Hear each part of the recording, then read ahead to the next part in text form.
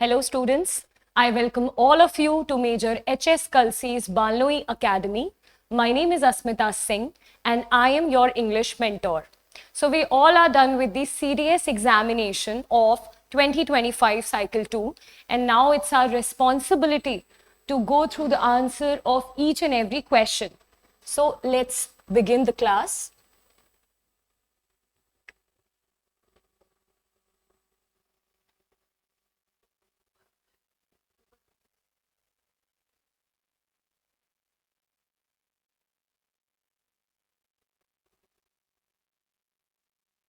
So this is the question paper and the set that we are doing today is set A. All the questions will be similar in all the sets, but yes, the order and the chronology would be different. Okay, so let's see the first question. The directions are as per each of these sentences in the following items has an underlined word followed by 4 choices. Select the most appropriate option that improves, corrects the underlined word in the context of the sentence and mark your response on the answer sheet accordingly. So examiner आपसे expect कर रहा है कि ये जो underline word है it's not apt, it's not fit, आपको इस मिसफिट वर्ड को रिप्लेस करना है और एक सूटेबल वर्ड यहाँ पे पुट करना है. Let's see the answer. So bilateral का वैसे मीनिंग होता है anything which involves two. For example bilateral meeting में there will be 2 parties, right? But यहाँ पे अगर आप असेंस समझे क्वेश्चन का तो ऑपोजिंग पार्टीज जो पॉलिटिकल पार्टीज है वो हालांकि in spite of being in opposition वो एक पर्टिकुलर मुद्दे पे कॉमन ग्राउंड पे आएंगे, राइट? और कॉमन ग्राउंड पे आने के लिए हमारे पास एक वर्ड है bipartisan. So the right answer is bipartisan. Impartial का मतलब होता है unbiased, which won't be the right answer. Intermittent का मतलब होता है इररेगुलर, हम इंटरमिटेंट फास्टिंग करते हैं, राइट? पेरिलस का मतलब होता है एनीथिंग विच इज डेंजरस. जो भी चीजें डेट्रीमेंटल होती हैं उनको बोलते हैं perilous. So the right answer to this question is bipartisan. Let's see the next one. Although she had sampled food from all the restaurants in the food court, she remained indefinite towards the culinarily fair and offer. Indefinite का मतलब होता है something which is unknown, right? और यहाँ पे इस word की कोई जरूरत नहीं थी, ये वर्ड मिसफिट है. यहाँ पे एसेंस ये जा रहा है फिलअप का कि इतनी जगहों के सैंपल फूड ट्राई करने के बाद भी उसका इंक्लिनेशन किसी पर्टिकुलर फूड की तरफ नहीं गया.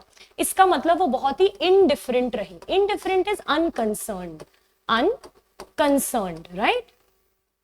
सो इम्पेरियस का मतलब वैसे क्या होता है? इम्पेरियस इज जनरली जो लोग बहुत ही एरोगेंट होते हैं, ठीक है, किसी की सुनते नहीं है, तो यहाँ इस वर्ड की कोई रिक्वायरमेंट नहीं थी. इम्पेरिल्ड का मतलब होता है किसी चीज को खतरे में डालना, ठीक है, वो भी यहाँ पे रिक्वायर्ड नहीं था. रिस्क. डिसइन्वेस्टेड मतलब आप इन्वेस्टेड नहीं हैं, आप विड्रॉ कर रहे हैं, या फिर it's more related to economy, ठीक है, तो आप इन्वेस्टमेंट नहीं कर रहे, या तो आप विड्रॉ कर रहे हैं या आप अपनी इन्वेस्टमेंट को रिड्यूस कर रहे हैं. सो ये भी वर्ड यहाँ पे बिल्कुल भी रिक्वायर्ड नहीं था. आपको एलिमिनेट भी करना है, लेकिन एलिमिनेट करते करते आपको रेस्ट ऑफ द वर्ड्स के मीनिंग भी पता होने चाहिए.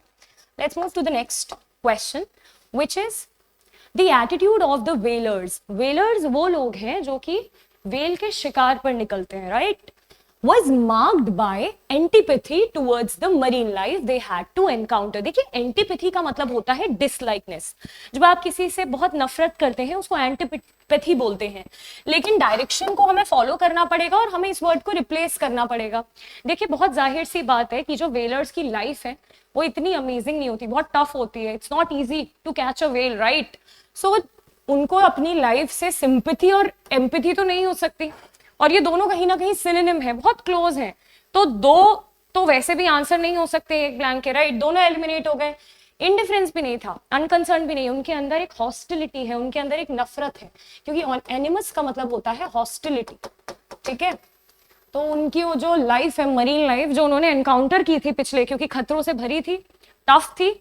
So the right answer to this question is animus, all right, and that's a good one. Let's move to the question number 4. The family was rendered diligent due to the crash in the share market.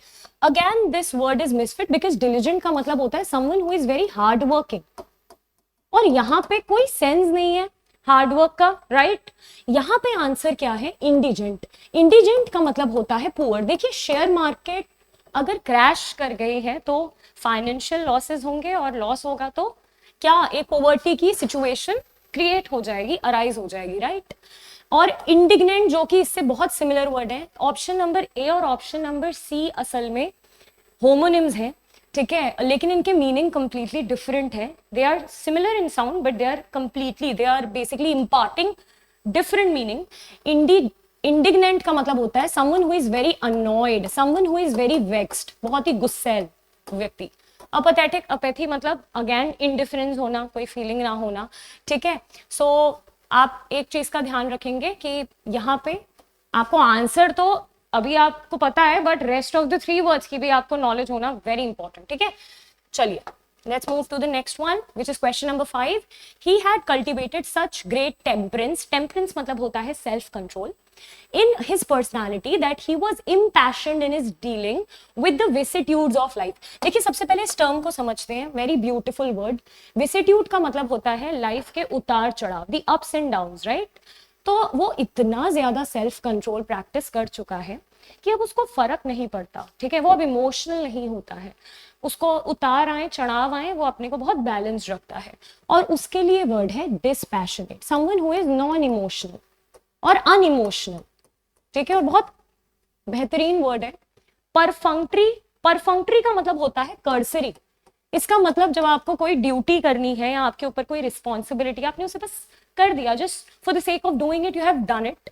आपने ना उसमें अपना interest डाला, ना आपने उसमें अपना enthusiasm डाला, उसकी रिक्वायरमेंट नहीं थी. डिवॉल्ट का ये मतलब है जब आप पावर को ट्रांसफर करते हैं, वो भी किस तरीके से पावर को हाई से लो की तरफ ट्रांसफर करने को डिवॉल्ट बोला जाता है, जिसकी यहाँ पे रिक्वायरमेंट अगेन नहीं थी. और डिसएम्बिग्यूटेड, देखिए हमने वर्ड करा था एक क्लास में, एम्बिग्विटी. एम्बिग्विटी, एम्बिग्विटी का क्या मतलब होता है? एम्बिग्विटी का मतलब होता है स्टेट ऑफ कंफ्यूजन. जैसे आपको इस एग्जाम को अटेम्प्ट करते हुए कई बार एम्बिग्विटी फेस करनी पड़ी होगी, right? That is doubt. But if someone is disambiguated because it's an adjective, it's a noun, हमने पार्ट ऑफ स्पीच में भी करा है, राइट? सो डिसएम्बिगुएटेड का मतलब होता है someone who is very clear, बहुत ही जिसको चीजें क्लियर है, स्पष्ट है, लेकिन उसकी रिक्वायरमेंट यहाँ पे नहीं थी, ठीक है. तो ये आपका ऑप्शन नंबर ए डिस्पैशनेट बिल्कुल राइट आंसर है. क्वेश्चन नंबर 6 को देखते हैं. The document was discerned to be a postscript where clearly an earlier manuscript had been replaced by a new one. देखिए किसी भी मैन्यूस्क्रिप्ट में जब उसकी लिखावट को बदला जाए या फिर उसकी लिखावट को कट करके नई लिखावट या नई आप पॉइंट्स ऐड करेंगे तो उसके लिए एक वर्ड है which is a one word substitution, that is palimpsest and a very good word. palimpsest का मतलब है किसी लिखावट को, रिटन डॉक्यूमेंट को या किसी रिटन डॉक्यूमेंट के एक पर्टिकुलर पार्ट को रिमूव करके जब आप कुछ नया ऐड करते हैं, that is known as palimpsest. और यहाँ पे उसी की बात हो रही है. We are talking here about palimpsests, right? Parchment हुआ करता था, हिस्ट्री की मैं बात करूं थोड़ी, तो पहले गोट के, शीप के अनटैंड स्किन पे, खाल पे लिखावट की जाती थी, राइट? तो पेपर इन्वेंट नहीं हुआ था, तो उस पे लिखावट की जाती थी. उसको क्या बोलते हैं? Parchment. Related to sheep and goat की स्किन से रिलेटेड है, ठीक है, जिसमें आप लिखावट या फिर मैन्यूस्क्रिप्ट या जो भी अपना मेंशन करा करते थे, राइट? पास्टाइज इज बेसिकली, पास्टाइज आपका होता है योर आर्टवर्क जिसमें इमिटेशन करी जाए. इसको ऐसे समझते हैं कि आपको किसी की painting, Pablo Picasso is a very good painter, बहुत फेमस पेंटर, और उनकी अगर कोई कॉपी कर ले, ठीक है, मोनालिसा की पेंटिंग या फिर कोई भी पेंटिंग को जब आप एज इट इज कॉपी कर ले तो इसका मतलब क्या है? पास्टाइज का, that is the imitation. Pastiche, good word. Imitation of any art और एनी फॉर्म ऑफ राइटिंग. देखिए सारे वर्ड्स राइटिंग से ही रिलेटेड है, सारे words are related to writing only, ठीक है. And what is this? Montage. Montage होता है जब आप बहुत सारे गानों को या बहुत सारे पिक्चर के सीन को, बहुत सारे एड्स को एक साथ कंबाइन कर लें. So montage is a combination of art work. और उसको कंबाइन करके जब आप एक पूरी सीरीज तैयार कर लेते हैं, लेट्स से गाने, 4 गाने जोड़ लिए, 4 सीन्स जोड़ लिए, 4 एड्स जोड़ लिए, now you will be having a montage in front of you, ठीक है। So now you have the right answer which is option number B. वो कैब बहुत ही अच्छे लेवल की आई थी, ठीक है। आपको वो कैब बहुत स्ट्रॉन्ग करनी होगी। मैं पेपर के अभी जब हम पूरा पेपर सॉल्व कर लेंगे कुछ टिप्स दूंगी जो आपको फॉलो करनी है for your next exam. Alright, चलिए let's move forward. He was accused of simulism for having copied from someone else without due acknowledgement. ये भी वर्ड हमने क्लास में कराया। This is one word substitution, ठीक है। इसको बोलते हैं हम प्लेजियरिज्म। प्लेजियरिज्म का मतलब बेसिकली होता क्या है?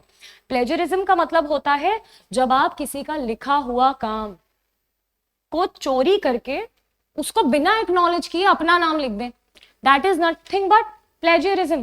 सो इसको प्रॉपर थेफ्ट बोलते हैं, राइटिंग का थेफ्ट, ठीक है। और इस चोरी का नाम है किसी की लिखावट को जब आपने कॉपी कर लिया और देखिए ना क्या नहीं दिया, उनको एक्नॉलेजमेंट भी नहीं दिया, इसको क्या बोलते हैं? हम प्लेजरिज्म बोलते हैं, ठीक है। सिम्युलिज्म वैसे होता क्या है? आपके सामने एक, आपको मान लीजिए एक टास्क को पूरा करना है, ठीक है।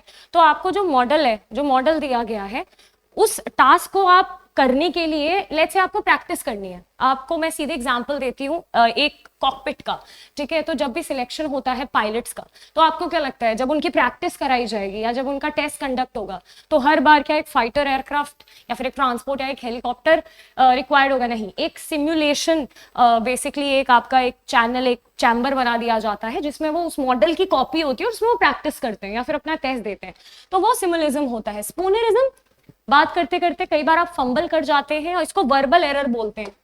मान लीजिए आप बहुत सारे शब्द एक साथ बोल रहे हैं, ठीक है, और आपने वर्बली कोई एरर कर दिया, उसको क्या कहते हैं? स्पूनरिज्म, ठीक है। सेंसेशनलिज्म क्या होता है भाई? सेंसेशन से बना हुआ वर्ड है।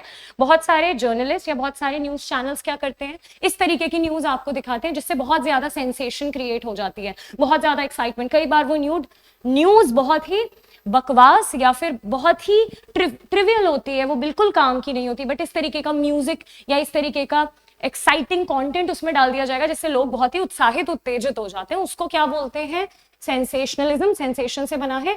इंस्टीट्यूशनलिज्म, इंस्टीट्यूशन से बना है। जब इंस्टीट्यूशन की सारी बातें, किस तरीके से एक इंस्टीट्यूशन वर्क करेगा, उसके प्रिंसिपल्स क्या है, उसके रूल्स रेगुलेशन क्या है, उसका स्ट्रक्चर क्या रहेगा, उसको इंस्टीट्यूशनलिज्म कहा जाता है, which is not required here.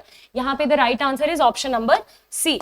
चलिए, the next question is the dominating manager. देखिए, डोमिनेटिंग का मतलब ही होता है जो बहुत ज्यादा डोमिनेट करता है, जो बहुत ज्यादा डोमिनेट करता है। तो एक एडजेक्टिव यूज हुआ है मैनेजर के लिए, behaved in a paternal manner. देखिए, पैटर्नल का तो मतलब होता है related to father, and paternal is not a wrong word, right. यहाँ पे आपको भी दिख रहा है कि सेंटेंस किस तरीके का एक वर्ड एक्सपेक्ट कर रहा है, जहां पे ये जो मैनेजर है, क्योंकि ये सबऑर्डिनेट्स को खुद के डिसीजन लेना अलाउ ही नहीं करता, उनको एल्बो रूम प्रोवाइड नहीं करता, उनको इनफ स्पेस नहीं देता, सारे उनके डिसीजन खुद लेता है। और इसके लिए जो वर्ड है, इसके लिए जो वर्ड है वो है पैटर्नलिस्टिक। पैटर्नलिस्टिक का मतलब है not allowing others to take their decision. भाई, जो डिसीजन सबऑर्डिनेट्स के हैं वो तो सबऑर्डिनेट्स को ही लेने दें तो बेटर होगा। पेटुलेंट, अगेन बहुत ही ओवर कॉन्फिडेंट, घमंडी व्यक्ति, ठीक है। इसका बिल्कुल उल्टा है प्रिम, बहुत ही पोलाइट, बहुत ही तमीजदार। इतने तमीजदार व्यक्ति के लिए प्रिम एडजेक्टिव यूज होता है। जिनके सामने थोड़ी सी भी बदतमीजी हो या थोड़ा सा भी मिसबिहेव, किसी का बिहेवियर गलत हो, तो वो बर्दाश्त नहीं कर पाते हैं, ठीक है। And the last word is presumptuous. It is again घमंडी। It is the synonym of petulant, ठीक है। सो याद रखिएगा। और ये लोग इतने एरोगेंट और ओवर कॉन्फिडेंट होते हैं कि कई बार दे आर, क्योंकि पेटुलेंट का मतलब ये भी होता है they are very bad tempered, खुद ही को सब कुछ समझते हैं, इसलिए बहुत ज्यादा हमेशा इनके नाक पे गुस्सा सवार रहता है, पेटुलेंट, ठीक है। Good word, all the words are really useful. Much to their disappointment, the team leader spared no more than a reflective glance at the draft plan drawn up by his team. देखिए, team ने बड़ी मेहनत से कोई plan बनाया लेकिन वो disappoint हो गए। Much to their disappointment. मैं इसका आंसर देने से पहले आपको एक टिप दूंगी। फिलअप्स करते हुए आपको सीधे ब्लैंक को फिल करने की जल्दबाजी नहीं करनी। What you need to do firstly is ये आपको एसेंस समझना है दिए हुए सेंटेंस का। अगर आप एसेंस, अगर आप टोन समझ जाएंगे, अगर एक नेगेटिव टोन दे रहा है तो एक नेगेटिव वर्ड रिक्वायर्ड होगा। अगर sentence is optimistic, full of positivity, आपको एक पॉजिटिव वर्ड चाहिए होगा। इससे आपके लिए एलिमिनेट करना बहुत आसान हो जाएगा। अब देखिए डिसअपॉइंट हो गए हैं कौन? पूरी टीम, क्योंकि भाई जो उन्होंने इतनी मेहनत से ड्राफ्ट प्लान तैयार करा उसको ढंग से फोकस होकर देखा भी नहीं। किसने? टीम लीडर ने। तो भाई कैसी निगाहों से देखा होगा। परफंक्ट्री, मैंने अभी ये पहले भी वर्ड बताया था, परफंक्ट्री स्कर्सरी, बिल्कुल ना एंथुजियाज्म दिखाया, ना कोई जोश दिखाया, ना उनकी तारीफ की, ना उनको कुछ एडवाइस दी, सीधे उसको बस एक ग्लांस, एक देख लिया, अपनी ड्यूटी पूरी कर दी, अपनी रिस्पॉन्सिबिलिटी बस निपटा दिया। प्रिसाइज नहीं होगा, एंगेजिंग नहीं होगा। एग्रीजियस का मतलब होता है अपॉलिंग। कोई भी ऐसी चीज जो बहुत आपको चौंका देती है, इट्स अ नेगेटिव वर्ड, जो चीज आपको काफी चौंका दे, ठीक है, आपको शॉक कर दे, is known as egregious. Egregious का यहाँ पे ग्लांस कभी भी, नजर कभी भी एग्रीजियस नहीं हो सकती, ठीक है। तो ये वर्ड यहाँ पे मिसफिट है, लेकिन मीनिंग तो आपको पता होना चाहिए सारे वर्ड्स का, ठीक है। Let's move on to the question number 10 which is related to her actions were considered dash because they were done without good reason और कॉज। देखिए सैल्यूटरी का मतलब है something which is very much beneficial और helpful. तो ये तो बहुत ही पॉजिटिव वर्ड है। कोई चीज अगर बेनिफिशियल है, हेल्पफुल है, ठीक है, तो वो इस सेंटेंस में कैसे आ सकती है? उसने बिना सोचे समझे, बिना रीजन देखे, बिना कॉज देखे क्या करा? बेसिकली एक्ट कर दिया, ठीक है। और उसके एक्शन को कैसा कंसिडर करा गया? देखिए आंसर है ग्रेचुइटस। ग्रेचुइटस का मतलब होता है अननेसेसरी, विदाउट प्लानिंग, बिना सोचे समझे, ठीक है। So this is unnecessary. Ingratiate, सबसे पहले ग्रेटिंग समझिए क्योंकि आपके लिए समझना बहुत आसान है। आपने देखा होगा जब आप रोड पे चल रहे हैं तो होल्स बने रहते हैं ना, जो गड्ढे होते हैं नालों के लिए, या फिर जो एरिया होता है उसको ग्रेटिंग से ढका हुआ होता है। आपके घरों में भी आपने देखा होगा एक मेटल की इस तरीके की कुछ इन होल्स के ऊपर क्या लगी हुई रहती है? ग्रेटिंग लगी रहती है। तो इसका तो यहाँ पे भाई कोई यूज ही नहीं है, ठीक है। ये तो बिल्कुल ही रिक्वायर्ड नहीं है। ग्रेटिंग का ये भी मतलब होता है जब आप दो मेटल्स को आपस में घिस रहे हैं और जो साउंड प्रोड्यूस हो रही है उसको भी ग्रेटिंग कहा जाता है। और गारगेंटुअन का मतलब होता है something which is very huge, something which is very mammoth, very gigantic, ठीक है। और इनग्रेशिएट करने का मतलब ये होता है किसी को अपीज करना। इनग्रेशिएट करने का मतलब होता है चापलूसी करना, अपीज करना। यहाँ इस वर्ड की जरूरत बिल्कुल नहीं थी। यहाँ कौन से वर्ड की जरूरत थी? Which is option number B. All, सो so I you've understood this concept, you've understood this set of question which is really important, ठीक है। आगे चलते हैं और अगले क्वेश्चंस आ गए हैं स्पॉटिंग एरर्स में। देखिए आपको, अगर आप अभी तक पेपर अटेम्प्ट कर चुके हैं और even if you are sitting for the very first time और you will be sitting for the very first time, आप इसमें रियलाइज ये करेंगे कि एक सेंटेंस को 4 पार्ट्स में डिवाइड करा है, ABCD। आपको ये देखना है कि एरर कौन से पार्ट में है, कौन सा एरर ग्रामेटिकल एरर। अगर आपको लगता है कि सेंटेंस के पार्ट A, B और C में कोई भी एरर नहीं है तो you people will be going with option number D which is no error. Question number first देखते हैं। in his well recognized stentorian yet amused voice, ये बहुत ही जो सुनने में कानों को मधुर डलसेट वॉइस कहते हैं, the principal demanded an unique excuse। वहीं पे आपको एक दिक्कत दिख गई। देखिए ए आता है उन सभी वर्ड्स के आगे जिनकी साउंड कॉन्सोनेंट पे शुरू होती है, क्योंकि एन तो उन वर्ड्स के आगे आता है जिनकी साउंड वॉवल्स AEIOU। तो इन ये साउंडिंग वर्ड्स क्या लेते हैं? एन। अगर आप यूनिक को देखें, यूनिक में किसकी साउंड आ रही है? इनिशियली यू की, य की, य, और वाई एक कॉन्सोनेंट है तो यहाँ पे अ रिक्वायर्ड था ना कि एन। तो किसका एरर है? आर्टिकल का एरर। अब आपको ये भी देखना है कि कहां से एग्जामिनर बार बार क्वेश्चन पूछ रहा है। आर्टिकल बेस्ड एरर है, ठीक है। क्वेश्चन नंबर 2 देखिए, 12th, ठीक है। The visiting school children went around the lake during trip to the famous lake city. कुछ यहाँ पे गड़बड़ है, कुछ मिसिंग है, कुछ तो पुट करना है। आर्टिकल ड्यूरिंग द ट्रिप, देखिए एक स्पेसिफिक ट्रिप की बात हो रही है, राइट। एक स्पेसिफिक ट्रिप की बात हो रही है कि जब वो जो स्कूल चिल्ड्रन थे वो कहाँ गए? वो लेक के पास, मतलब लेक से उन्होंने क्या करा, मतलब लेक को देखा, घूमे, लेक के आसपास घूमे, ठीक है, प्रॉब्ली बोटिंग भी की होगी। और किस ट्रिप में की, एक फेमस ट्रिप में की, एक फेमस लेक सिटी जहां पे वो ट्रिप पे गए थे उस पे की। तो भाई किसी स्पेसिफिक ट्रिप की बात हो रही है तो उसके लिए एक आर्टिकल की रिक्वायरमेंट है, यहाँ पे एरर है, ठीक है। अगला क्वेश्चन देखिए, विच इज इजी आए थे, spotting errors were really easy, ठीक है, थोड़ा सा भी कॉमन सेंस और आपको आंसर मिल जाता। The unfair distribution of assets, बिल्कुल सही है। असेट्स मतलब होती है जमा पूंजी, आपकी प्रॉपर्टी, यहाँ तक पे कोई दिक्कत नहीं है। Among the family members, among भी बिल्कुल सही है। देखिए दो के लिए आता है बिटवीन, और यहाँ फैमिली मेंबर्स है, जिक्र हो रहा है दो से अधिक ही मेंबर्स का, उसके लिए अमंग ही आएगा। जब आप कुछ डिस्ट्रीब्यूट करते हैं तो बिटवीन और अमंग का यूज करते हैं, between for 2 people, among for more than 2 people, ठीक है। एंगर दी मोर हार्ड वर्किंग, जो ज्यादा हार्ड वर्किंग लोग थे, आप खुद सोचिए ना, जो ज्यादा हार्ड वर्किंग है उसको तो बुरा लगेगा ना कि अगर बराबर बराबर आप असेट्स को बांट देंगे तो, या फिर अनफेयर तरीके से बांट देंगे, राइट। सो उनको बुरा लगा इस बात का और उनमें क्या आया, एंगर आया। यहाँ पे एरर है, देखिए इसको ऐसे लिखा जाएगा, फैमिली ओन्ड फर्म, हाइफन बीच में, ठीक है। Family owned is not even a word, but yes family dash owned is the word, right. तो फैमिली ओन्ड फर्म जो थी उसके एसेट्स की भाई अनफेयर डिस्ट्रीब्यूशन हुई, जिसने जो ज्यादा मेहनत करने वाले फैमिली मेंबर्स है उनको क्या करा, अनॉय कर दिया, ठीक है। अच्छा क्वेश्चन है, this is a good question, so the error is in part C. See the next question which is related to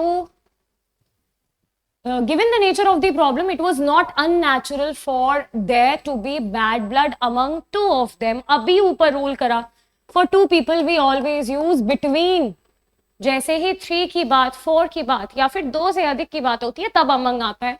देखिए दोनों एरर कहीं ना कहीं बहुत ही इजी है। अभी तक तो मुझे जितने भी 4 एरर्स हमने करे they are very easy, class में सारे रूल्स डिस्कस ऑलरेडी हो चुके हैं, ठीक है। He emphasized, ठीक है, जोर डालना, he emphasized the need for strict discipline and compliance, compliance मतलब फॉलो करना, ठीक है, among the newly appointed staff। देखिए न्यूली अपॉइंटेड, देखिए ये ही वर्ड इस तरीके का यहाँ पे भी होना चाहिए था, आई होप आप समझ गए होंगे, जहां पे फैमिली ओन्ड आया था। देखिए स्टाफ एक कलेक्टिव नाउन है जो कि बात करता है 2 से अधिक मेंबर्स की, ठीक है। तो उस हिसाब से अमंग बिल्कुल फिट है, ठीक है। ही एम्फेसाइज दी नीड, नीड के साथ ये फ्रेजल वर्ब भी बिल्कुल एप्ट है, नीड के साथ फॉर ही आता है। स्ट्रिक्ट डिसिप्लिन यहाँ पे भी नाउन है, कंजंक्शन के बाद भी नाउन है। No error in this sentence, ना ही देखिए ना ही फ्रेजल वर्ब का एरर मिला, ना ही सब्जेक्ट वर्ब अग्रीमेंट का एरर मिला, ना किसी पार्ट ऑफ स्पीच में कोई दिक्कत है, ठीक है। सो ये जो क्वेश्चन है ये पूरा एररलेस है, आप इसमें नो एरर मार्क करेंगे, ठीक है, या आपने किया होगा तो आपको मार्क्स मिलेंगे। The officer marveled at the low attendance, remarking on the presence of less than 20 people at work। देखिए जब भी काउंटेबल नाउन यूज होता है, जब भी काउंटेबल नाउन की हम बात करते हैं, लेस नहीं आता फ्यू आता है, लेस नहीं आता फ्यू आता है, लेस और लिटिल आता है अनकाउंटेबल नाउन के लिए। लेकिन यहाँ पे तो वी कैन काउंट, इन्होंने खुद दिया हुआ है 20 पीपल एट वर्क, राइट। लेकिन क्या फ्यू आंसर होगा, नहीं, आंसर होगा फ्यूअर, आंसर होगा फ्यूअर, बिकॉज हम कंपैरिजन कर रहे हैं, हमने दैन यूज करा है, तो यहाँ पे सही फॉर्मेट होगा remarking on the presence of fewer than 20 people. Alright, let's move to the next one which is question number 17। The entire attention of the visiting dignitaries centred around the craft work on display. देखिए display पे craft work basically क्या था, displayed था, right.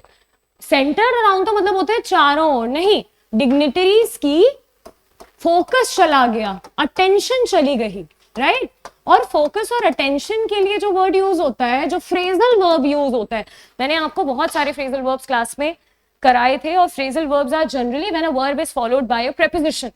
आपको सही verb के साथ सही प्रीपोजिशन लगाना बहुत जरूरी है।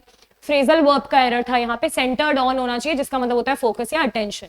सेंटर अराउंड तो होता है घेरना, ठीक है, नहीं, उनकी वो घेर नहीं रहे थे, उनकी फोकस था, उनका फोकस था किस पे, जो क्राफ्ट वर्क था। चलिए, क्योंकि देखिए कितना बड़ा हिंट है, अटेंशन की बात हुई, और टेंशन की बात हुई है तो बात होगी फोकस की, ठीक है, ना कि घेरा लगाने की। Good question. चलिए, the next one is a group of wayfaring, wayfaring मतलब जो घूमते रहते हैं, ठीक है, जो इधर से उधर ट्रैवल करते रहते हैं, which is a very good thing, you should travel. So a group of wayfaring tourist who had trudged for, trudged होता है बहुत ही मेहनत करके कहीं से कहीं तक पहुंचना, so trudging is nothing but mountain को क्लाइम करते हुए, देखिए हंड्रेड्स ऑफ किलोमीटर्स उन्होंने क्रॉस करा। एक बहुत प्यारा रूल है, वो रूल ये है कि वैसे तो ये जो ग्रुप ऑफ है ये पूरे टूरिस्ट के कलेक्टिव फॉर्म की बात कर रहा है, लेकिन हर कोई खुद चल के आया, इंडिविजुअली चल के आया, हर किसी ने खुद मेहनत की, तो इसके लिए वर्ब भी प्लूरल चाहिए। तो वर्ब भी क्या चाहिए? प्लूरल।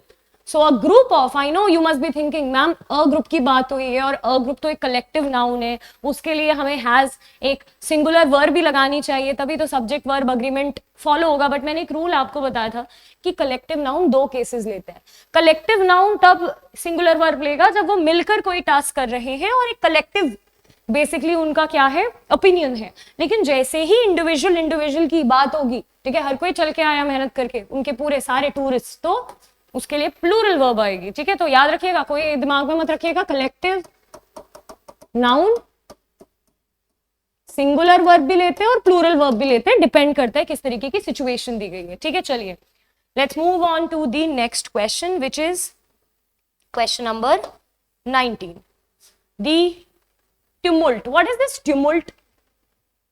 Tumult is chaos. ठीक है, tumult is chaos. So the tumult among the gathered spectators, भाई बिल्कुल among सही लगा है, देखिए क्योंकि बहुत सारे दर्शक थे, स्पेक्टेटर्स थे। rose to a crescendo, crescendo होता है अपनी क्लाइमेक्स पे पहुंच जाना, मतलब ये जो टुमल्ट था ना, ये जो चीखना चिल्लाना था, जो chaos था, एकदम अपने सबसे ज्यादा हद पार कर दी, क्लाइमेक्स पे पहुंच गया, crescendo upon the arrival of their most favourite. ये हमने क्लास में रूल कई बार डिस्कस करा है, ये है superfluous error. There are certain words जो कि अपना बेस्ट फॉर्म ही, आप पता है फेवरेट का मतलब ही होता है जो आपको सबसे ज्यादा पसंद है, यूनिक का मतलब ही होता है सबसे ज्यादा रेयर, ठीक है, चीफ का मतलब ही होता है हेड। इनके आगे अगर आप मोस्ट या मोर लगाते हैं तो आप सुपरफ्लुअस एरर कर रहे हैं। ना इन वर्ड्स के आगे कंपैरेटिव डिग्री आती है, ना ही सुपरलेटिव डिग्री आती है। आप किसी को ये नहीं बोल सकते he is most excellent, excellent का मतलब ही होता है बेस्ट, ठीक है, तो उसमें एक और मोस्ट लगा के आप एक एक्स्ट्रा वर्ड पुट कर रहे हैं और इसको बोलते हैं एक्स्ट्रा एरर, बिकॉज सुपरफ्लुअस का मतलब होता है extra, something which is not required. So here what is not required? Most is not required. So the error is in option number C. अगला देखिए, the listings on the menu that had been proffered by him, जो दी गई थी, जो menu में listing थी, ठीक है, were selected after meticulous. What is the meaning of meticulous? Beautiful word, it is detailed. If someone is very careful, ठीक है, हर छोटी डिटेल्स का ध्यान दे रहा है, that person is pretty much meticulous. तो भाई मेटिकुलस केयर ली गई, ठीक है, and discernment with regard to the taste and the preference. अगर आप ध्यान से यहां देखें, सिलेक्टेड के बाद आएगा विद, ठीक है, किसका एरर है? सबसे पहले तो बताइए, फ्रेजल वर्ब का एरर है, वर्ब है सिलेक्टेड, उसके बाद फ्रेज चाहिए थी विद, ठीक है, क्योंकि किसी व्यक्ति ने डिसीजन लिया है, ठीक है, तो व्यक्तियों के लिए हमेशा जो प्रेपोजिशन आती है वो विद आती है, ठीक है, तो उसने बहुत ही केयर से, डिसर्नमेंट, सोच समझ के, एक अच्छे जजमेंट से क्या तैयार की थी? लिस्टिंग तैयार की थी, ठीक है, अच्छे क्वेश्चंस थे। The questions were not tough. जैसे अगर मैं आपके सामने एक आपको एक बेसिक आइडिया देने की कोशिश करूं, जो मैंने पेपर अभी तक देखा, फिलअप्स के question were definitely bit tricky, but मैं आपको क्लास में पहले ही बता चुकी थी, आपको अभी नहीं पता तो अभी पता कर लीजिए कि अब अगर आपको लगता है कि फिलअप्स में ग्रामर आएगी, no, gone are those days जब फिलअप्स में ग्रामर आती थी, अब नहीं आती है, अब वोकैब आती है। और आपने देखा भी कि वोकैब के सारे, इवन जो वर्ड्स ऑप्शन में थे, वो कितने अच्छे लेवल के वर्ड्स थे, they were pretty good, they were not difficult, they were a good level word, right. So ध्यान रखेंगे आप इस चीज का। हाँ, ये जो सेक्शन था स्पॉटिंग एरर का, मुझे इजी लगा, मुझे फिलअप्स मॉडरेट लगे, ठीक है। चलिए अब क्या करना है, दिख गया है आपको fill up, H of the following sentences in section has a blank space. आपको मोस्ट अप्रोप्रिएट प्रेपोजिशन, क्योंकि आप सारे ऑप्शन देखेंगे तो प्रेपोजिशन के हैं, ठीक है, तो देखते हैं भाई क्या प्रेपोजिशन या क्या कहीं पे एडजेक्टिव्स और कंजंक्शन भी पूछे हुए हैं, तो बेसिकली आपको फिल करने हैं। अभी हम देखते हैं पहला question, not dash metal is necessarily solid in its natural state, ठीक है, जरूरी नहीं है कि हर मेटल अपने सॉलिड स्टेट में ही हो, अपने नेचुरल स्टेट में सॉलिड फॉर्म में ही एग्जिस्ट करे, ऐसा कोई जरूरी नहीं है। देखिए शायद बहुत लोग ऑल भी सोच रहे हो, क्योंकि सारे मेटल्स की बात आ रही है। देखिए ऑल आता है बेसिकली किसके पहले, प्लूरल नाउन के पहले। एवरी भी और ऑल भी दोनों का मतलब है सारे, लेकिन एवरी आता है सिंगुलर नाउन के पहले। और इतने बेसिक रूल्स हैं जो कि हर किसी को पता होने चाहिए। सो the right answer is every. Each one at a time की बात करता है, लेकिन हमें टोटलिटी की यहाँ पे बात करनी थी कि जरूरी नहीं है सारे मेटल, ठीक है। तो यहाँ पे the right answer is every. ये भी टोटलिटी की बात करता है ऑल, लेकिन मैंने आपको बता दिया कि ऑल होता तो उसके बाद मेटल्स होता, not all metals are necessarily, ठीक है। तो बड़ा ही बेसिक कॉन्सेप्ट, इसमें ग्रामर भी थी और थोड़ा प्रेपोजिशन की एक बेसिक नॉलेज भी आपसे एक्सपेक्ट करी गई थी। The reminder has gone out on dash occasions requiring personnel to complete their, देखिए अभी तक ना पर्सनल फाइल्स कंप्लीट नहीं हुई हैं, ठीक है। तो भाई रिमाइंडर बार बार दिया जाएगा, तो has gone out on several, ये तो बहुत इजी था। आई थिंक इससे ज्यादा इजी क्वेश्चन नहीं होगा अभी तक का, मुझे बहुत इजी क्वेश्चन लगा। सेवरल टाइम्स क्या हो चुका है, the reminder has gone out, ताकि जो पर्सनल है वो क्या करें, अपनी पर्सनल फाइल्स को सबमिट करें। गुड क्वेश्चन, बाकी कोई भी सेंस ही नहीं है भाई, ठीक है। आगे देखिए, it is important for people to work, it is important for people to work dash co-workers. Again a very easy question. अभी मैंने आपको एक रूल बताया था कि पीपल के लिए क्या आता है, विद आता है, ठीक है। और अगेन ये बहुत इजी है, तो इस पे कोई ज्यादा डिस्कशन करने, आप पीपल इनटू आप लोगों के अंदर तो नहीं घुसेंगे, उनके ऊपर भी नहीं, उनके लिए भी नहीं, क्या विद उनके साथ काम करेंगे, राइट। सो को-वर्कर्स के लिए बहुत जरूरी है कि वो ऑफिस में इंश्योर करें मैक्सिमम प्रोडक्टिविटी हो, तो वो साथ में मिलकर काम करें, तभी होगी मैक्सिमम प्रोडक्टिविटी, राइट। चलिए, you can choose dash shirt you like from the collection available in this shop. I have noticed this thing many a time that UPSC always gives you a hint as well. कैसा hint, question में ही hint होता है, और अगर आपने वो hint पकड़ लिया तो आपको आंसर कई बार मिल सकता है। यहाँ पे खुद इन्होंने वर्ड लिखा है चूज। जब भी आप दो या दो से अधिक चीजों के बीच चुनते हैं तो क्या यूज होता है, विचेवर, ठीक है। इसकी हिंदी होती है कौन सी, क्योंकि व्हाटएवर होता है क्या, जब आप कोई क्वेश्चन पूछ रहे होते हैं, ठीक है, या फिर जब क्या की बात आती है, क्यों की बात आती है, ठीक है। लेकिन यहाँ पे कौन सी, ये वाला चाहिए था। व्हाटएवर होता है जो कुछ भी, ठीक है, जो भी। ये रिक्वायर्ड नहीं था, विच भी रिक्वायर्ड नहीं था, विचएवर चॉइस करना है आपको। सो क्या होगा, सी, नॉट टफ, ठीक है। Depending on your preference, you can choose to complete either or dash courses being offered by the university. देखिए either के साथ हमेशा और जाता है, और either का मतलब होता है दो में से एक।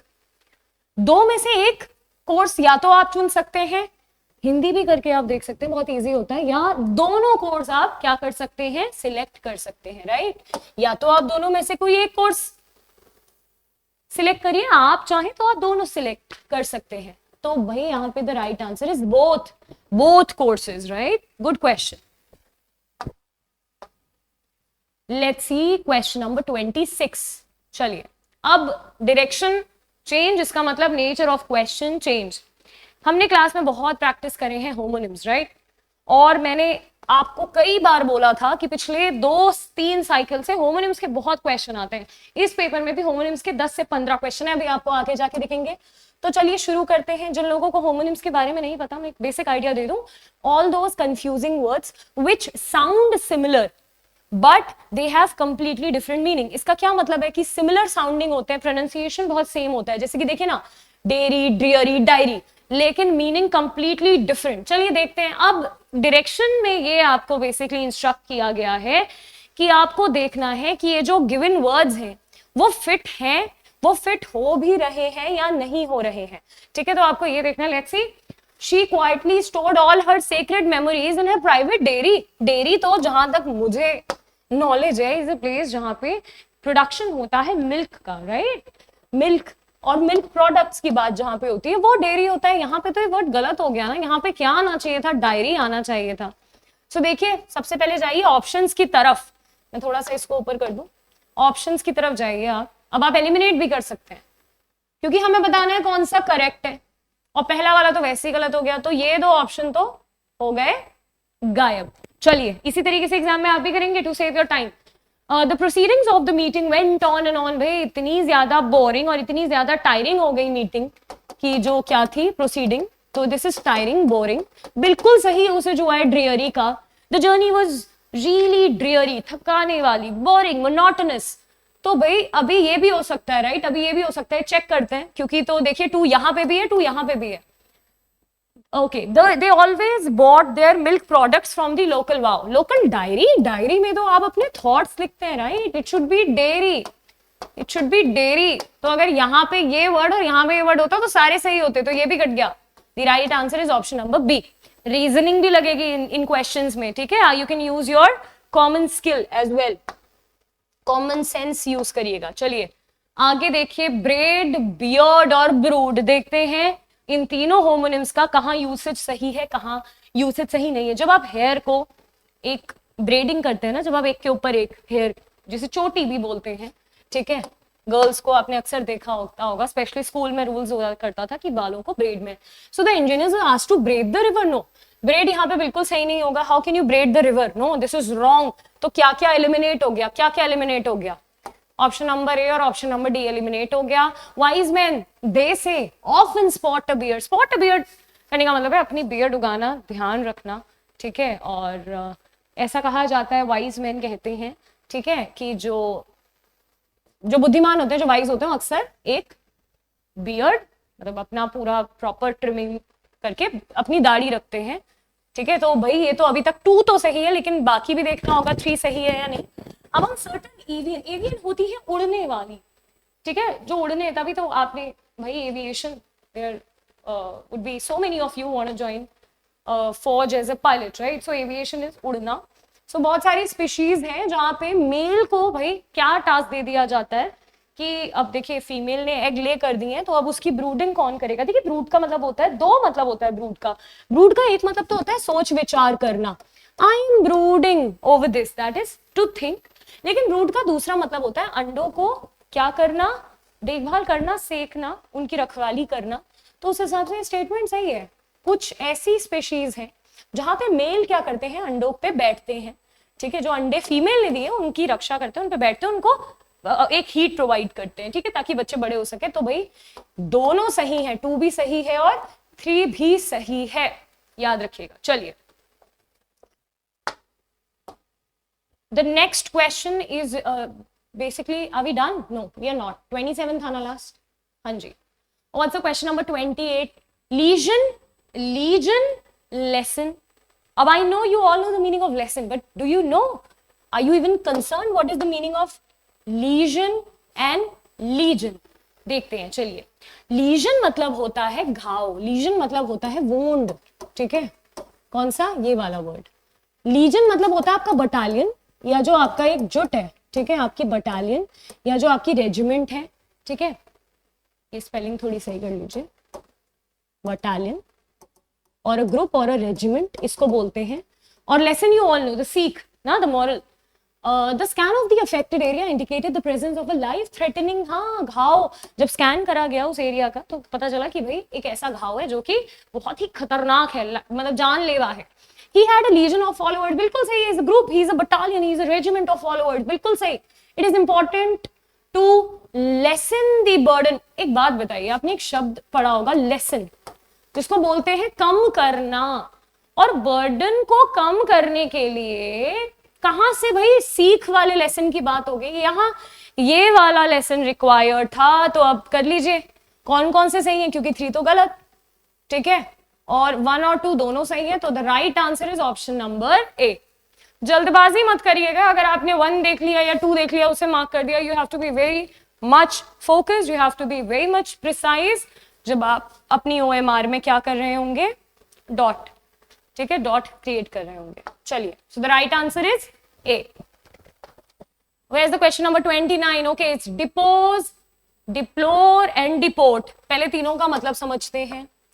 डिपोज करने का मतलब होता है लो रैंक पे आ जाना, ठीक है, आप एक रैंक पे थे, आप एक अथॉरिटी पे थे, और अगर आपने अपनी पावर को कम कर दिया, ठीक है, कम कर दिया, उसको बोलते हैं डिपोज करना। डिप्लोर क्या होता है? किसी चीज को कंडेम करना, किसी चीज को क्रिटिसाइज करना।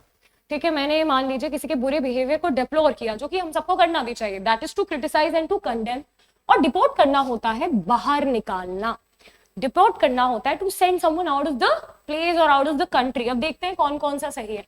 द डायरेक्टर आज the actor to depose himself, नहीं, यहाँ पे तो कोई पावर और अथॉरिटी की बात ही नहीं आ रही, क्योंकि अक्सर पता है जो हाई रैंक से लो रैंक जो आप पावर लॉस करते हो, ये बात होती है किंगडम्स के लिए।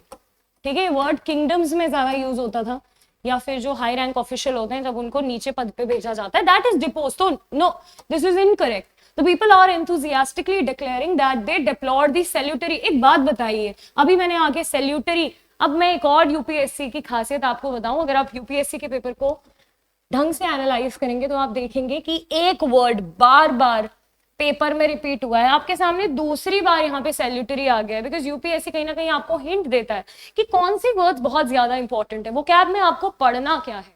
और मैंने एक और चीज ध्यान दी है कि आप में से बहुत लोग प्रीवियस ईयर क्वेश्चंस का एनालिसिस करते ही नहीं है, सबसे इंपॉर्टेंट चीज हो, तभी आपके लिए वीडियो लाई गई है इतने कम टाइम में, बिकॉज बहुत जरूरी है समझना कि यूपीएससी जनरली आपसे पूछ क्या रहा है, आपसे क्या एक्सपेक्ट करता है। ठीक है, तो भाई एक बात बताइए, जब इम्पैक्ट बेनिफिशियल होगा, फ्रूटफुल होगा, तो उसे डिप्लोर किया जाएगा या फिर उसको अपलॉड किया जाएगा, उसकी तारीफ, उसे प्रेज किया जाएगा? नहीं, wrong. Under the extreme circumstances the government can deport, ये बिल्कुल सही स्टेटमेंट है भाई। अगर बहुत एक्सट्रीम सर्कमस्टांसेस हो गए तो क्या सरकार के पास हक है कि वो किसी को भी एक्सपैट्रिएट बाहर निकाल दे? बिल्कुल निकाल सकती है। ठीक है, सो ये यहाँ पे ये जो डिपोर्ट वर्ड है बिल्कुल फिट है। So the right answer is option number D. The right answer is option number D.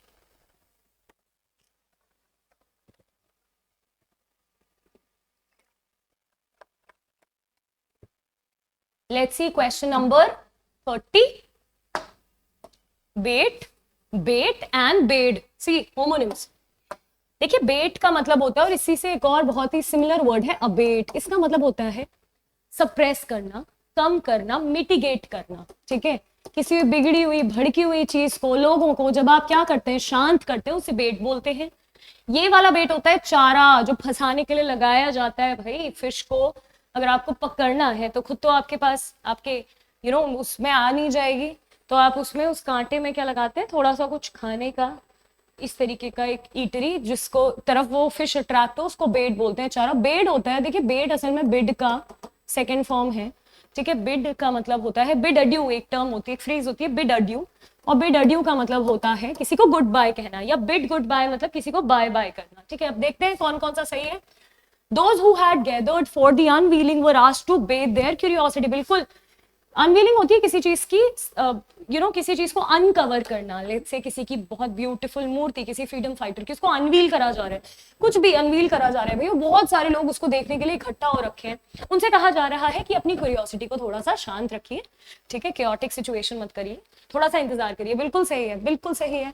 They set the bait to capture the leopard for tagging। बिल्कुल भाई, लेपर्ड को कैप्चर करने के लिए चारा क्या करा, सेट किया। बिल्कुल सही है।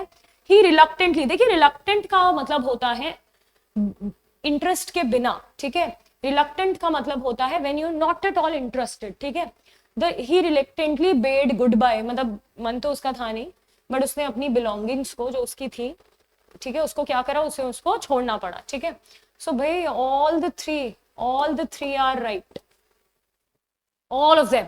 So the right answer is option number A। चलिए, let's move on to the question number 31, and now again it is some different set of questions, which is idioms and phrases, मुहावरे, right? चलिए एक एक करके देखते हैं। Okay, the first मुहावरा और द फर्स्ट इडियम इज, आपको मीनिंग बताना है इन मुहावरों का। Someone's ears are flapping. Eavesdropping का मतलब होता है सीक्रेटली किसी की बात को सुनना। ठीक है, छुपके से किसी को सुनना।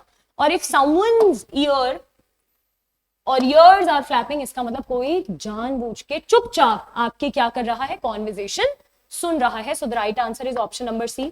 देखिए, इन क्वेश्चन में मैं कुछ ज्यादा डिस्कस करूंगी नहीं, बिकॉज ये आपकी ना रिकॉलिंग पावर पे बेस्ड क्वेश्चन है, इसमें कोई ग्रामेटिकल रूल नहीं है, मुझे आपको बस मीनिंग बताना है और आपको इसी तरीके से बहुत सारे इडियम्स प्रिपेयर करने हैं।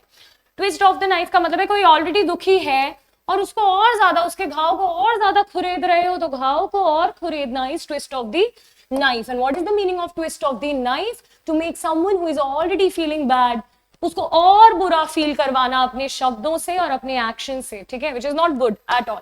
ठीक है, what's the next one? Blow your own trumpet. We did it class में.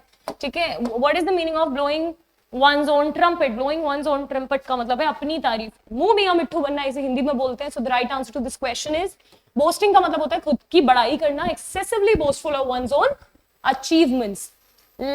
Let's move to the next question, which is question number 34. Get under someone's skin. अगर आप इसको बोलते हैं get on someone's nerves. इसके लिए एक और idiom है जो कि हमने क्लास में करा था, get on someone's nerves. किसी की नर्व्स में या फिर किसी की स्किन में घुस रहे हो, मतलब उसको बहुत ज्यादा अनॉय कर रहे हो, उसको इरिटेट कर रहे हो, ठीक है, बहुत ज्यादा परेशान कर रहे हो. अगला देखते हैं. Many hands make light work. क्या इसको डिस्कस करने की जरूरत भी है? ये तो बहुत आसान है, तो ऑप्शन देख के ही आपको दिख गया होगा. Many people working together can make work. Non serious नहीं भाई, उस काम को क्या कर देंगे, अकम्प्लिश कर लेंगे, उस टास्क को बहुत जल्दी अकम्प्लिश कर लेंगे. ठीक है, तो the right answer is option number B. Good question, a good one.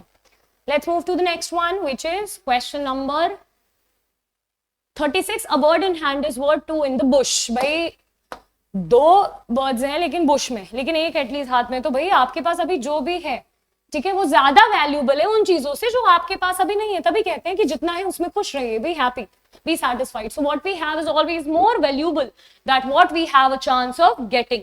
ठीक है, चलिए let's move to the next question, which is question number 37. and I think वो ऊपर होगा. हाँ जी. make heavy weather. इसको बोलते हैं राई का पहाड़ बनाना, छोटी चीजों को बहुत बड़ा करना, बहुत ही बड़ा बनाना. ठीक है, so the right answer to this question is option number D. unnecessarily creating or unnecessarily create difficulty in dealing with the task. ठीक है, राई का पहाड़.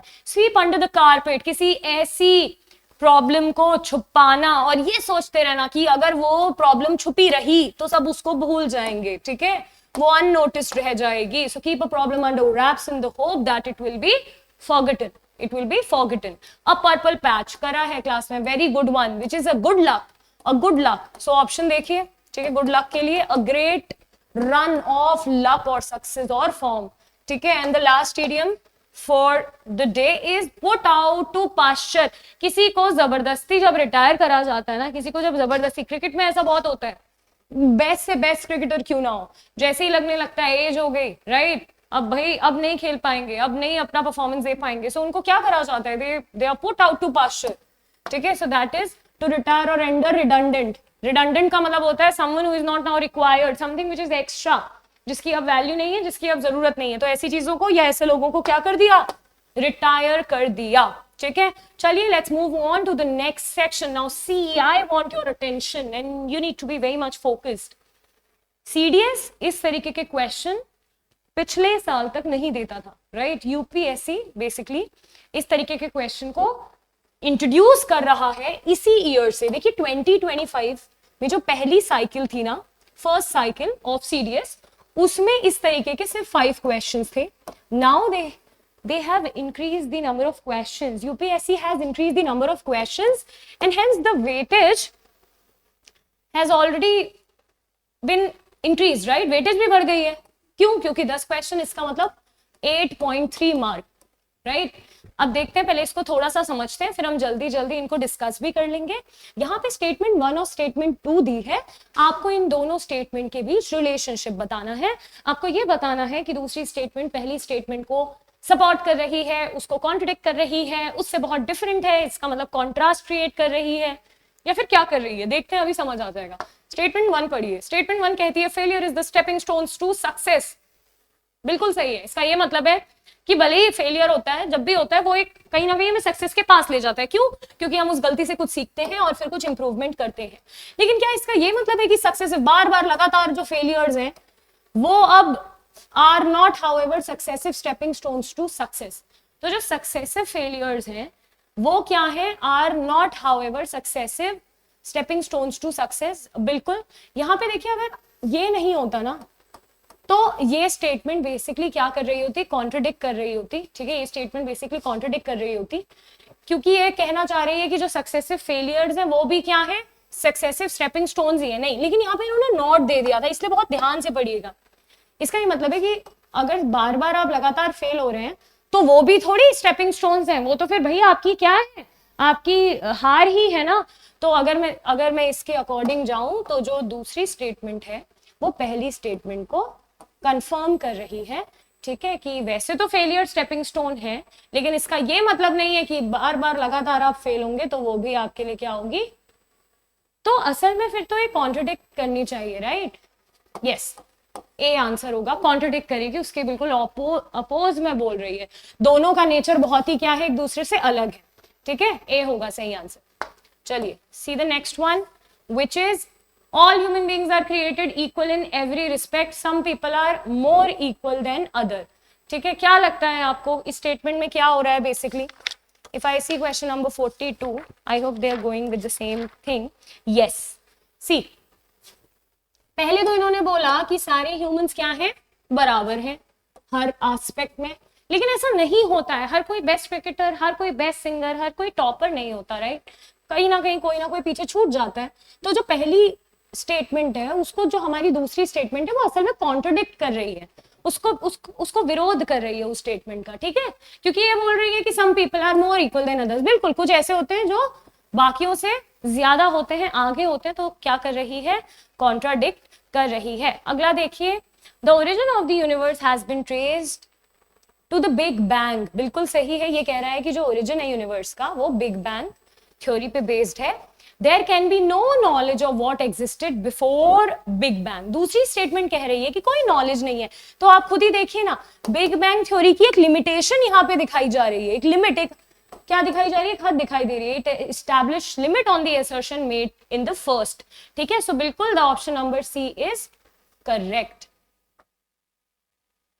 अगला देखते हैं क्वेश्चन नंबर 44, जो कि है the highest clouds in the skies are the most fascinating, that's true, जो सबसे ऊंचे, सबसे ऊपर जो स्काई है वो बहुत ही फैसिनेटिंग हमें लगते हैं।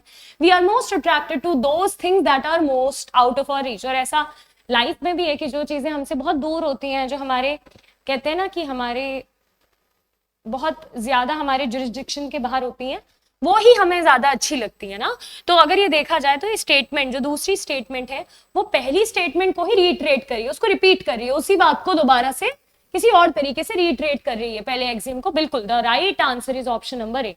अगर आप ध्यान से देखें क्वेश्चन ज्यादा टफ नहीं है, इसमें आपको अपनी रीजनिंग यूज करनी है, इसमें आपको बेसिकली ये देखना है कि पहली स्टेटमेंट से दूसरी स्टेटमेंट किस तरीके का रिलेशनशिप इस्टेब्लिश कर रही है।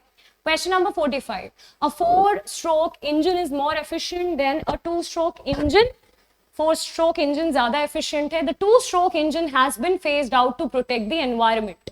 और इसीलिए जो 2-stroke engine है इसको phase out, इसको use करना बंद कर दिया है। क्यों कर दिया है? Because वो environment के लिए अच्छा नहीं है, ठीक है?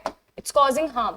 So क्या लगता है आपको, क्या आएगा? बिल्कुल कंफर्म कर रही है, ठीक है, बिल्कुल कंफर्म कर रही है।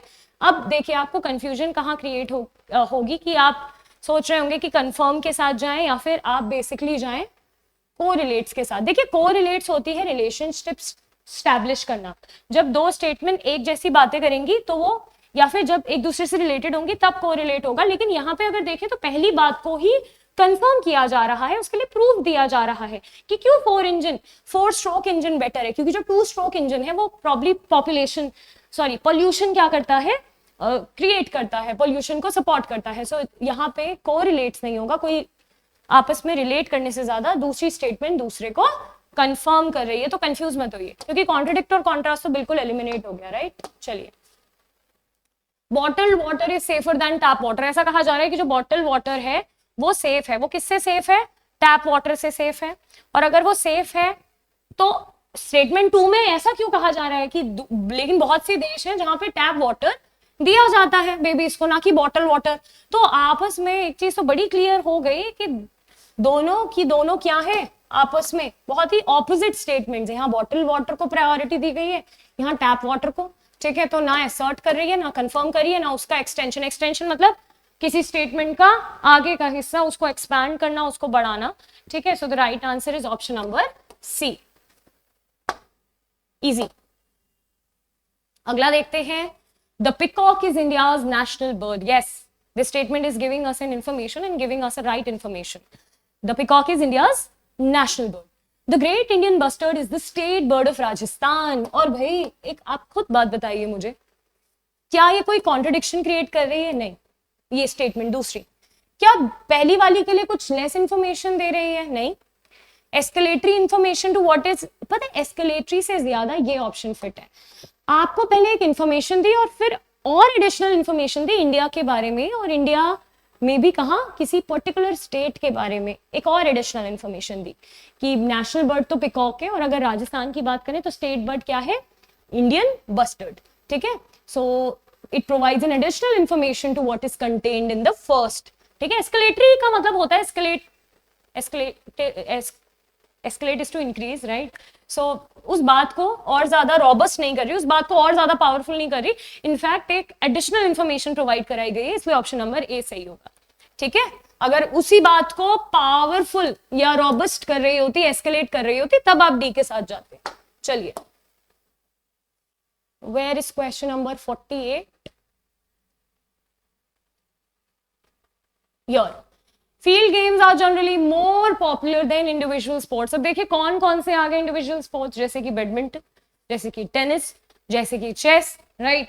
लेकिन कहा जा रहा है कि उनसे ज्यादा फेमस है आपके field games, probably football, cricket, basketball, right, जो फील्ड में, जिनके लिए you need space, you need an arena, right. लेकिन दूसरी स्टेटमेंट में कहा है कि टेनिस बहुत फेमस है, that's true. We often talk about the 4 major events of tennis which are collectively known as Grand Slams, ठीक है, जिसमें ऑस्ट्रेलियन ओपन, आपका French open, US open, Wimbledon और यूएस ओपन की बात होती है। मैंने आपको क्रोनोलॉजी में ही बताया, Australian, French, Wimbledon and then US Open. ठीक है, सो ये क्या है? ग्रैंड स्लैम्स और टेनिस के बहुत बहुत बहुत फेमस, ठीक है, इवेंट्स हैं। तो दूसरी स्टेटमेंट बोल रही है कि जो टेनिस है वो ज्यादा पॉपुलर, बिल्कुल पॉपुलर है। दो, हॉकी बेसिकली एक ऐसा गेम है जिसको खेला जाना चाहिए, इंडिया इसमें बहुत ज्यादा ओलंपिक्स ऑलरेडी जीत चुका है, ठीक है, और गोल्ड मेडल लेकर आया है कई बार हमारी मेल हॉकी टीम, ठीक है। तो लेकिन ऐसा है नहीं ना, टेनिस ज्यादा फेमस है, तो ये तो बहुत ही इजी है।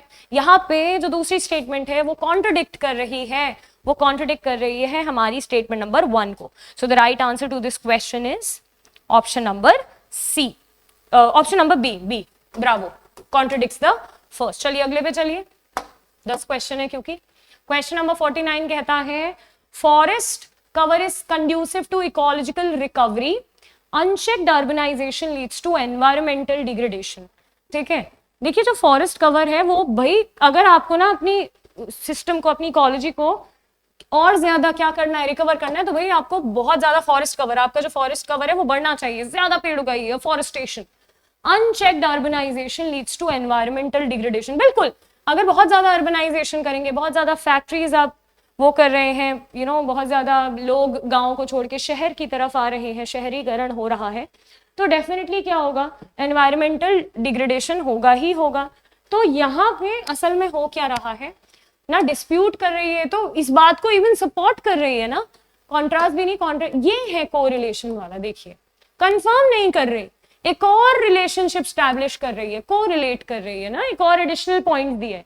सो दोनों आपस में रिलेटेड है ना, कोई एक दूसरे को सपोर्ट नहीं कर रही, बट दोनों बहुत रिलेटेड है, ठीक है, दोनों एक ही बात कह रहे हैं। तो बिल्कुल the right answer is option number A. And the last question is, Indians have been emigrating to countries across the world for centuries. ठीक है, जो इंडियंस हैं वो एमिग्रेट कर रहे हैं और वर्ल्ड वाइड अलग अलग कंट्रीज में जा रहे हैं। इसको बोलते हैं बेसिकली कि बहुत ज्यादा एमिग्रेशन हो रहा है, ठीक है, एमिग्रेशन, बाहर जा रहे हैं देश से। द इंडियन डायस्पोरा, डायस्पोरा को एक्सोडस भी बोलते हैं, बहुत ज्यादा लोग जब एक साथ एक जगह को छोड़ के चले जाएं, is a model of success across the world. बिल्कुल, अगर आप देखें ना, इस ये जो हुआ था बहुत सालों पहले या जो अभी तक हो रहा है एमिग्रेशन, उसका एक लॉजिकल कंसिक्वेंस तो ये है, बिल्कुल है, क्योंकि जब लोग बाहर गए तभी तो लोगों का बाहर जाना एक सक्सेसफुल मॉडल की तरह सामने आया कि भाई बिल्कुल बाहर जा रहे हैं, एफडीआई इंक्रीज हो गया, एफडीआई का फ्लो, फॉरेन डायरेक्ट इन्वेस्टमेंट ज्यादा हो रही है, ठीक है, लोगों को रोजगार मिल रहा है अच्छी तरीके से, अपने घर वालों को यहाँ रेमिटेंस भी भेज रहे हैं, ठीक है, इकोनॉमी की टर्म्स है ये सब सारी। सो बिल्कुल ये लॉजिकल कंसिक्वेंस है फर्स्ट का। So the right answer to 50 is option number D. आप देख लीजिए सारे, they are really good questions, really good, ठीक है, बट टफ नहीं है, बिल्कुल इजी है, हो जाएंगे बहुत इजीली, ऑप्शन एलिमिनेट करके बहुत आसानी से हो जाएंगे।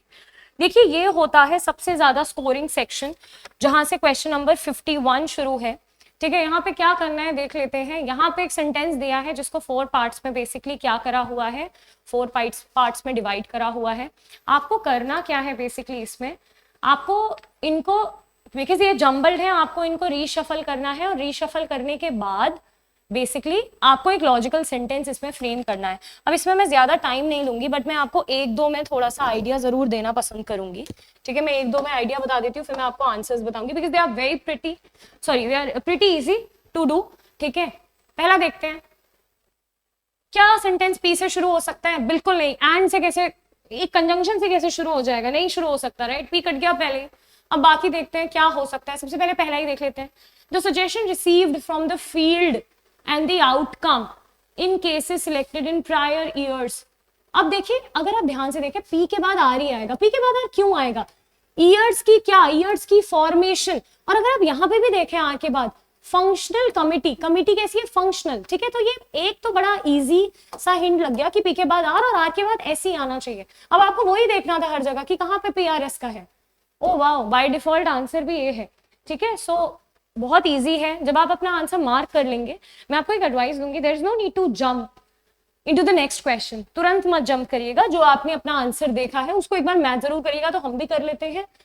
The suggestions received from the field and the outcome in cases selected in prior years formation are reviewed by a cross-functional committee to refine the scenarios of the scenarios and parameters। बिल्कुल, आप बाकी पढ़ेंगे तो बहुत ही incorrect लगेगी आपको, ठीक है।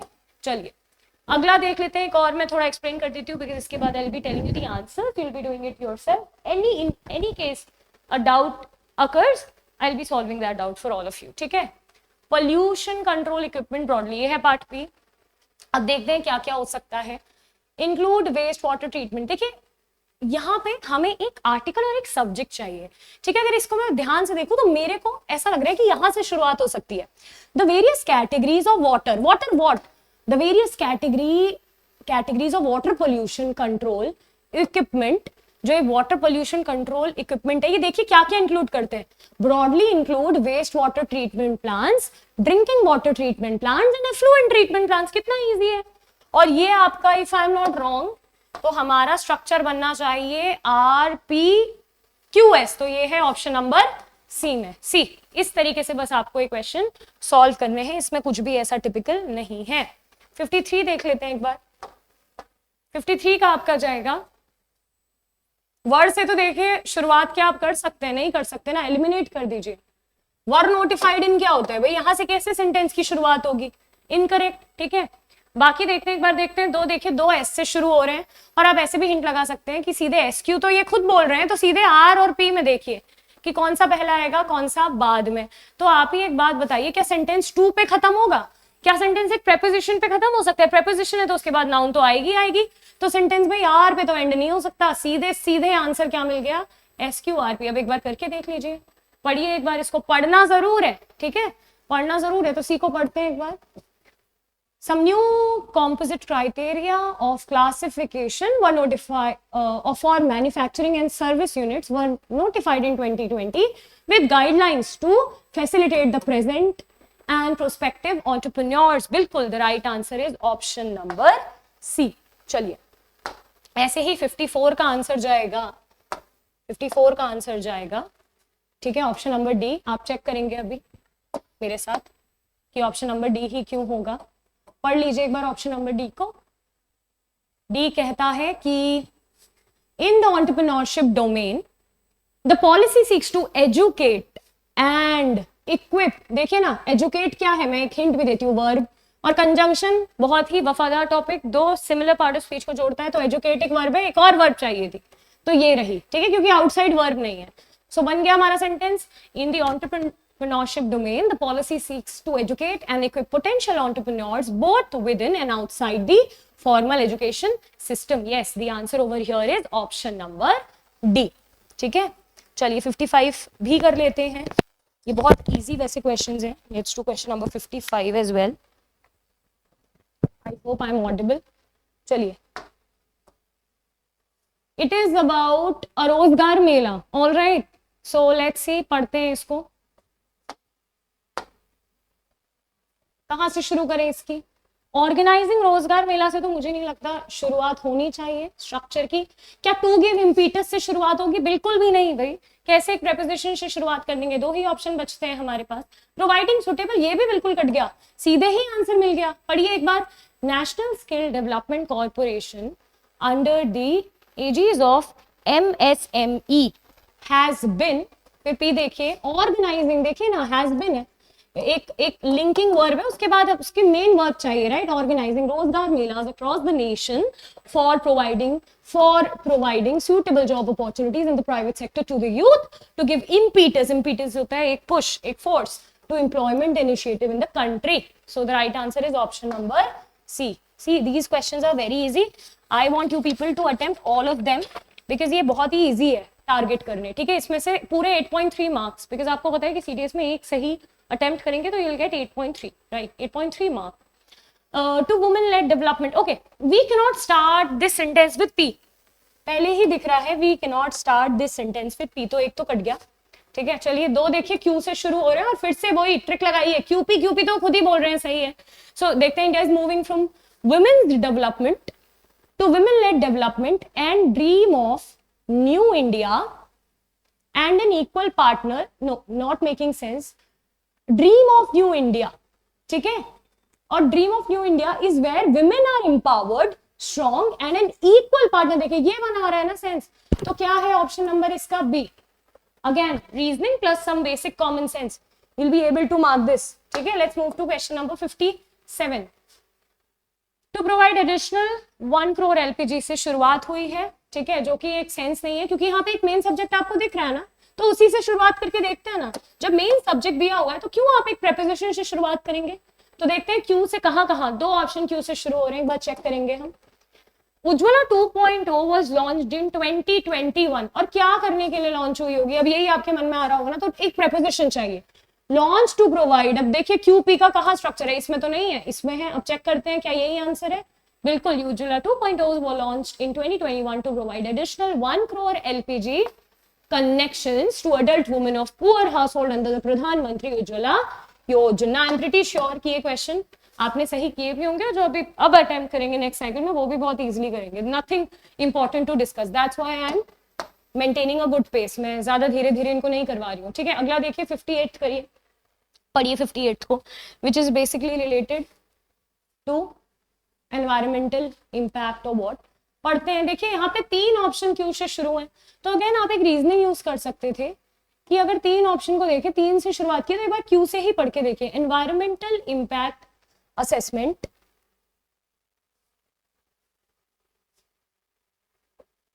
process from initial stage of planning, not making any sense.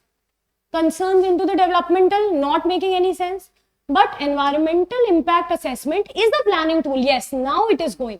और ये एक ही में है, तो environmental impact assessment is a planning tool to integrate environmental concerns into the development process from initial stage of planning. So the right answer is option number B. So without much ado, you will be going with option number B.